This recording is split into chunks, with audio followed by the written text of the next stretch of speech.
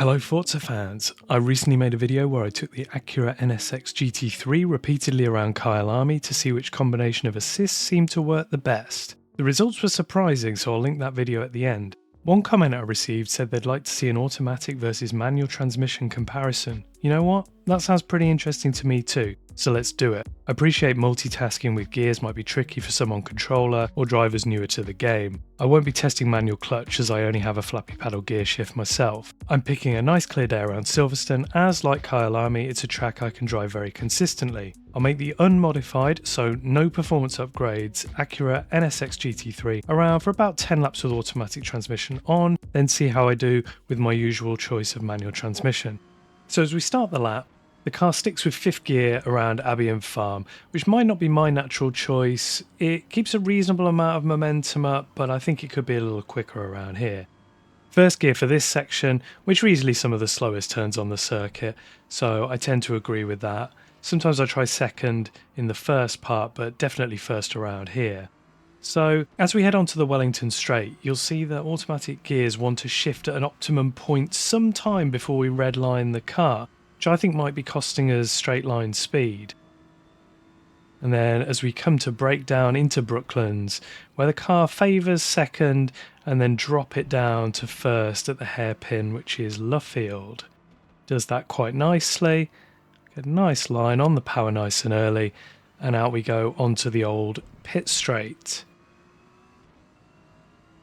As we come down here, we'll be aiming to brake slightly into Copse, stick with 4th though, keep as much momentum as we can, and then use track limits about as much as we can dare there. And as we head into the fearsome Maggots and Becketts, well, it sticks with 5th, then down to 4th in the second part, and then 3rd to launch onto the hangar straight. Not too bad. I will say at this point that I'm mostly satisfied with the gear selections, but again this really highlights early shifts on the straights.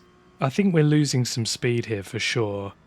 So as we approach Stowe, we want to go down into 3rd, but sort of use the width before the next slow section to end the lap. Brake at the start of the curb, and the car drops us down to 1st, which I was expecting of course, but then it puts us up to 2nd nice and early actually to stop any nasty wheel spin as we want to go flat out across the line. As we floor it over, it's a 2:04.028. So that's the time to beat. So let's see how we do now with manual transmission. I put the gears and speed from auto on the bottom right for comparison here. So as we go around Albion Farm, I decide to pick 4th, which seems roughly comparable, but when you get to the end, I see I've picked up quite a bit of extra speed by the time we go down to 1st gear here. I end up going down to 1st in this lap, and it was my fastest one.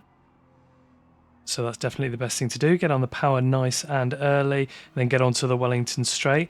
Now you'll really be able to see the difference here, look, as I redline the gears pretty much right to the end. I maximise it as far as I can before we hit the limiter, and then brake down into Brooklands where I pick 2nd just like the car did, and then into here we go down into 1st a little later. We sort of enter the corner and change at the midpoint, but I don't really think that's a big deal. Get on the power again, and then across the old start finish line as we go past the old pit buildings here. Into Copse, we do 4th again. I actually don't get as much width on my manual lap as I did on the auto lap, but it's still pretty good. We maximised it to a reasonable level. And into Maggots and Becketts, you'll notice there's a slight difference.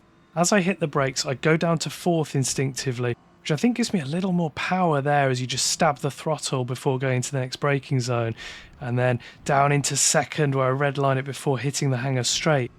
We stayed in 3rd there in auto gears, so you'll definitely see the speed difference now by the end of this. But I do want to pick 3rd, just like the car does, here into Stowe. And then there is a slight difference with my preference. As we break down into 1st here, I like to short shift sort of earlier. Look, there we go, just to make sure there's no nasty wheel spin as we kind of go wide and floor it across the line. What's the time going to be compared to the auto gears? It was a 2:03.364. We're over half a second faster with manual gears. It's a fairly big one lap difference. Let's face it, most of us expected that, but a worthwhile experiment that's surely also worth a sub. See you soon.